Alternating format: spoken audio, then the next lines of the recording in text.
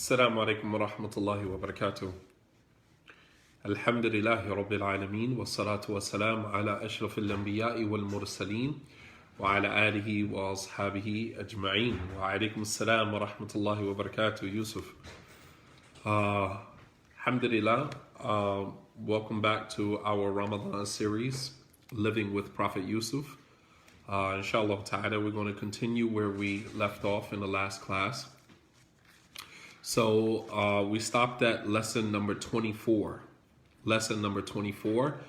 And that was the trials and tests that we are confronted with in life are more difficult when we have a choice to do the wrong thing. When we have an option, we have a choice to do the wrong thing, trials and tests become more difficult. Because when you look at the situation with Prophet Yusuf alayhi salam, when he was thrown into the well, right, by his brothers, he was thrown into the well. That was a test within itself. However, there was nothing that he could do about that situation. So, he had no option but to be patient. He had no option but to be patient. Fast forward with him being trapped in the room with the wife of the Aziz, with Zulaykha, he had a choice. He had a choice, and that's what made that particular trial or that test more difficult than being thrown into a well. Thrown into a well, he had no other choice but to sit there in that discomfort. But being trapped in the room with the wife of the Aziz, he had options. And that's what makes trials and tests more difficult, is when we have a choice. Sometimes we tell ourselves, I didn't have a choice, because that is what, that is the pretext for us, engaging in the sin. So that is our pretext. Our prelude to committing the sin is to tell ourselves, I didn't have a choice. I didn't have a choice in the matter. All right. When you always have a choice. As she locked all of the doors, as Allah subhanahu wa ta'ala says, وَغَلَّقَتِ الْأَبْوَابِ, and she locked all of the doors, but she didn't lock one door, and that was the door that leads to God. The door that leads to Allah subhanahu wa ta'ala, nobody can lock that door. Nobody can lock that door, meaning you always have an option to opt for obedience to Allah subhanahu wa ta'ala. And when you think about this situation that Prophet Yusuf was in, alayhi salam, when you think about this situation, there were 10 things that made committing zina with the wife of the Aziz appealing. 10 things that made that exacerbated that situation, that made that situation almost impossible to resist. I'm going to give you all 10. 10 things that made the situation of Yusuf in the room with the wife of the Aziz, 10 things that made that situation almost impossible to resist. Yet we found that Yusuf, he managed to resist. So what excuse do we have? What excuse do we have when we find ourselves in similar situations? And, we have 1,000,001 excuses for why we did what we did. When in fact, Yusuf alayhi salam was confronted with a situation. I'm going to give you 10 reasons that made committing zina, adultery, with the wife of the Aziz almost impossible to avoid. Yet Yusuf alayhi salam found himself with the strength, by the permission of Allah subhanahu wa ta'ala, to avoid that situation. Number one, she was beautiful. If a man is confronted, right? A man is confronted with a woman that is beautiful, sometimes it's very irresistible. It is irresistible. Number one, Zulaykha was beautiful.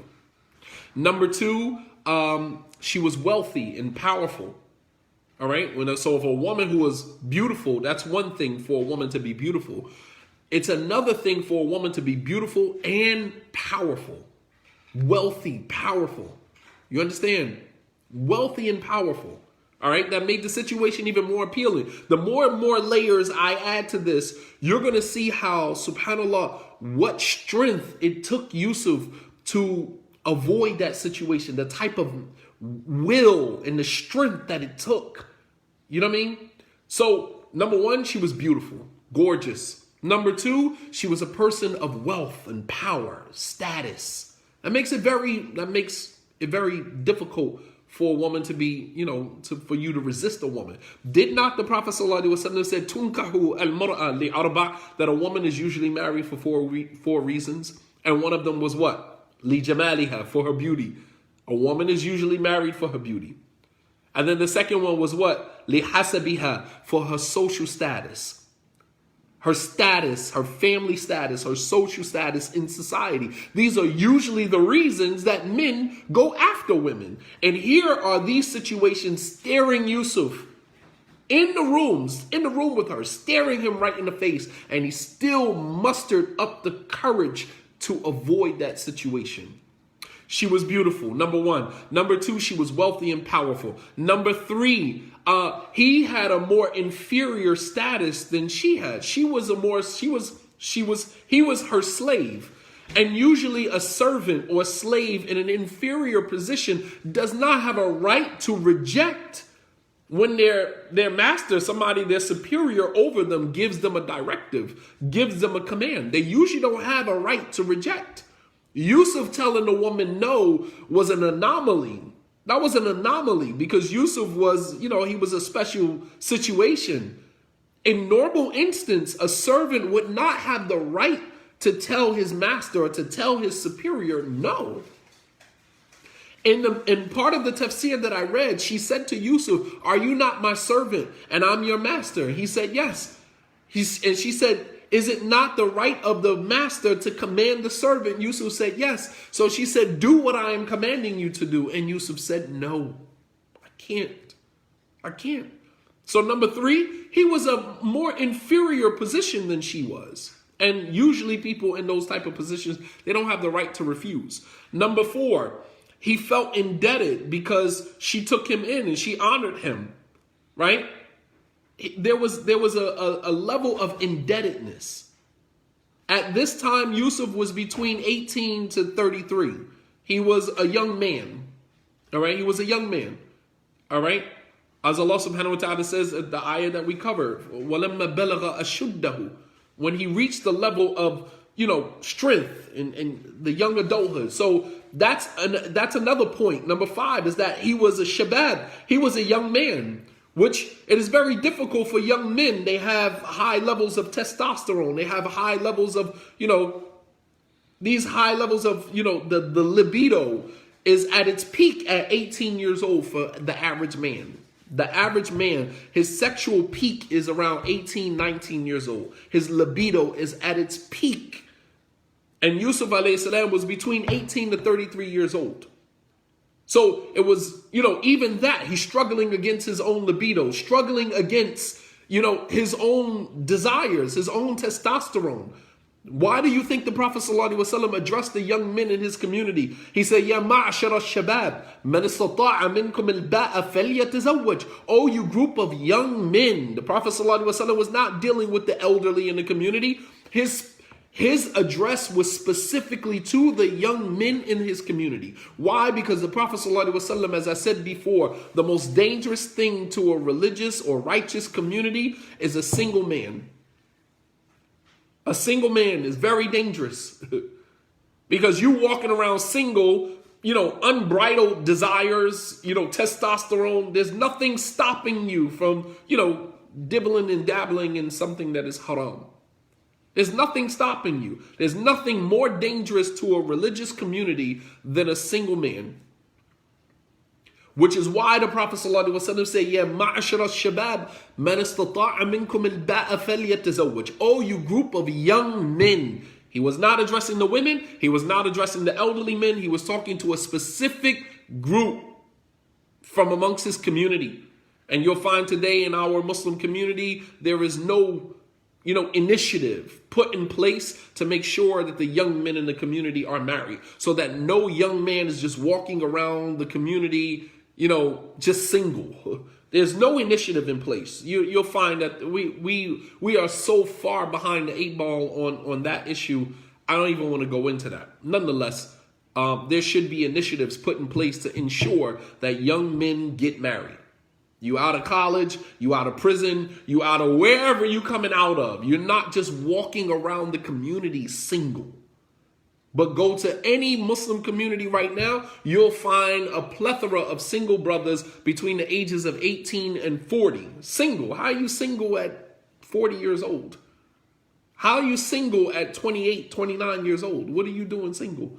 As Umar radiallahu ta'ala anhu saw the man and he asked him, are you married? Mutazawwij anta. You married? The young man said no. And Umar said, you are either not married because you are ajiz, you are lazy and you won't do what it takes to get married, or you're already murtakib al-haram, or you're already engaged in something that's haram. That's the only two reasons why you would be single. That's the only two reasons that a young man would be single, either because you're already engaged in haram behavior, all right, or you're just too lazy to do what it takes to get married, period. Or you're a new shahada and you're just trying to find your way, either or. But no young man is just walking around America single. I'm sorry, I'm not buying that. And you go to work and you go home and you ain't engaging in you ain't engaging in anything. There's no DMs, there's nobody you talking about. Come on. Nah, come on, man. Come on. All right, so number one, she was beautiful. Number two, she was wealthy and powerful. Number three, he was in a more inferior position, and usually people, servants in inferior positions, they don't have the right to deny. All right. Number four, he felt indebted to her. Right. There was an indebtedness that he felt to her because she took him in. She, raised him, took care of him for the past however many years she took care of him. Number five, she desired him. وَلَقَدْ هَمَّتْ بِي. She desired him, as Allah subhanahu wa ta'ala clearly says in the ayat, وَلَقَدْ هَمَّتْ بِي. She desired him. It's a difference between a man who's thirsty, chasing after a woman, and she has no desire to be with you. But here we're talking about a woman who is pursuing you. And usually men don't reject women who pursue them. Men don't usually reject a woman who is pursuing him. Because men are not usually the ones being pursued. So when a woman takes it upon herself to pursue a man, usually she catches him with his guard down. Usually. Women have to understand something about men. Men, until we get to a point in our lives where we're very comfortable with who we are, men are afraid of women. That's a truth. Boys are afraid of girls. Unless he's raised in a home by a single mother, no father there, and then that's a different story, because that means that he doesn't respect women. That means that he doesn't respect girls. So he'll invite a girl to his private part, suck my you-know-what. You know what I mean? He's just disrespectful to girls because he doesn't have any home training. He doesn't have a father in the home with him to teach him how to respect. But any boy that's being raised in a home where there's a mother and a father in the home, he is afraid of girls. He's scared of girls. He's not going to walk up to a girl and, have that type of, bravado. He don't have that. Boys don't figure that out until later on in the game, 25, 26, 27, when they making money and, girls start to show them a little bit of attention and then they start smelling themselves. You know what I mean? And then and only then do they start to become more comfortable. But boys, 16, 17, 15, 16, 17 years old, they terrified of girls. I'm not talking about the disrespectful boys that are raised in a home by their mothers.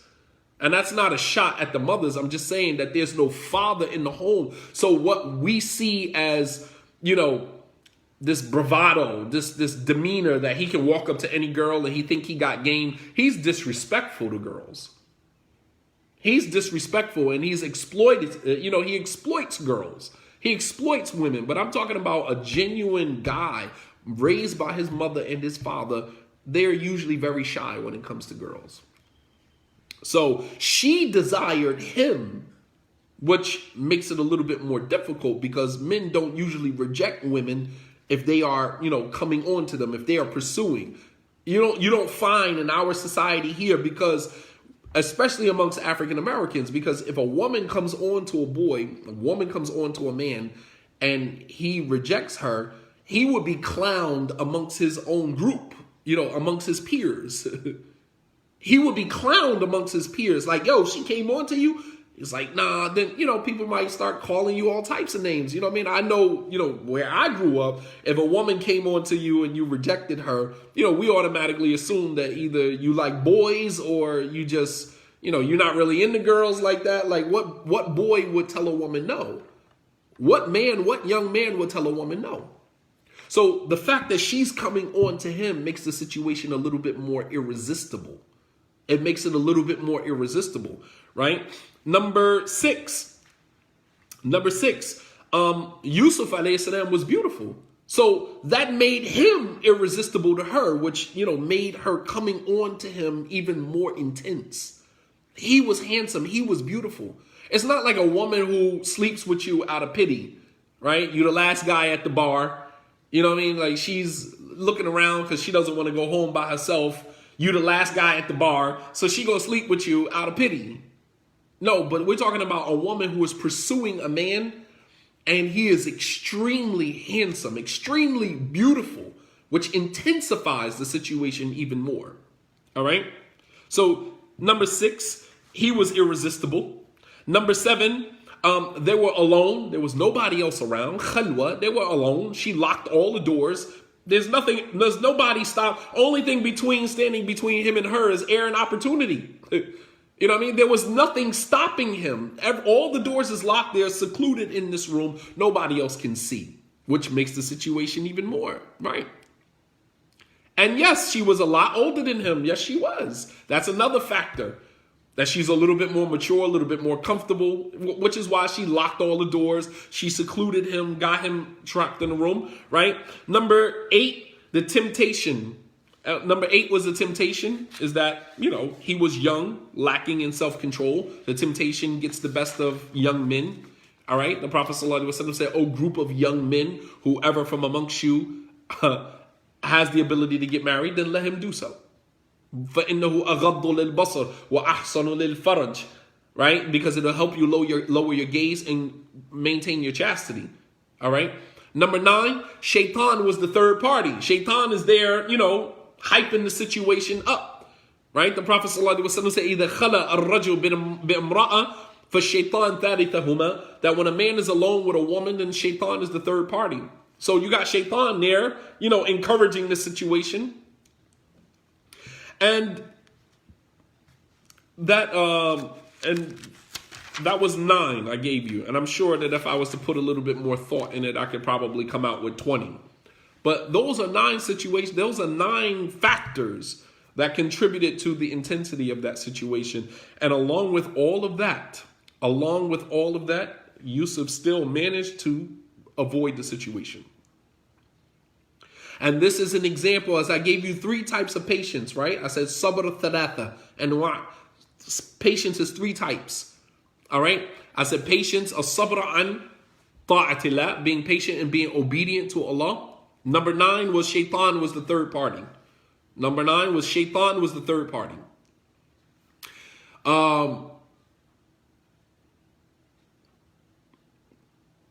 And I put number 10 that she locked all the doors. I mean, they were alone, and then she, of course, locked the door so nobody can actually get in. All right? And so if we looked at it, those are 10 factors that contributed to the intensity of the situation. And along with all of that, Yusuf still avoided. He still had the strength to say no. So my question now is, what is our excuse? What is our excuse? I'm talking about for us as men, as well as women. What is our excuse? The person that's pursuing you is probably not as handsome as Yusuf, sister. For the sisters who say, I got caught up. The brother that was pursuing you was nowhere near as handsome as Yusuf. And for the brother, the sister that's pursuing you, I'm sure the sister you got caught up with, I'm sure she is nowhere near as beautiful as Zuleika. She's not as powerful, not as wealthy as Zuleika, right? You guys had options. You were not trapped in a room together. You're not trapped on the phone together. You have options. You know what I mean? Like Shaitan was not the third party. You know what I mean? Like what is our excuse that with all of this, Yusuf still managed to avoid this situation? I'm not going to do it. So there were three types of patience. As-sabr an ta'atillah, patience in being obedient to Allah. As-sabr an ma'asiyatillah, patience in staying away from disobeying Allah. Was-sabr an qadrillah, and being patient with the qadr of Allah. Which type of patience does this fall under? Which type of patience does what Yusuf exerted here, what type of patience does this fall under? Patience in obedience to Allah, patience in staying away from disobeying Allah, or patience with the qadr of Allah. Which type of patience does this fall under? It falls under being patient in staying away from disobeying Allah. Patience in staying away from Allah subhanahu wa ta'ala. So it also shows us the danger of being alone in a room with a woman. All right. And taking the Islamic precautions of not putting ourselves in these type of situations. Lesson number 25. If we go back to the ayat where, we're now at the next ayat. So they were alone in the room. She says to him, قالت هيت لك, come Yusuf. And he says, معاذ الله إنه ربي أحسن مثواي إنه لا يفلح الظالمون. Right? She said, come Yusuf. Yusuf said, Allah forbid, God forbid. He reminded her of Allah. He said, إنه ربي أحسن مثواي. He reminded her of his moral compass. Your husband raised me. I can't do this to him. And then he reminded her of the consequences. إنه لا يفلح الظالمون. That those who engage in oppressive behavior will never be successful. We will never be successful if we decide to go this route. This is not the route that we want to go.